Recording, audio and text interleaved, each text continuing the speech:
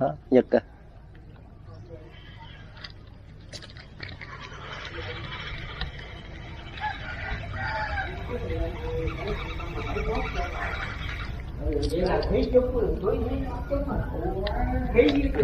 Cái này dính nè, cái này dính nè. Đó. Con này bự.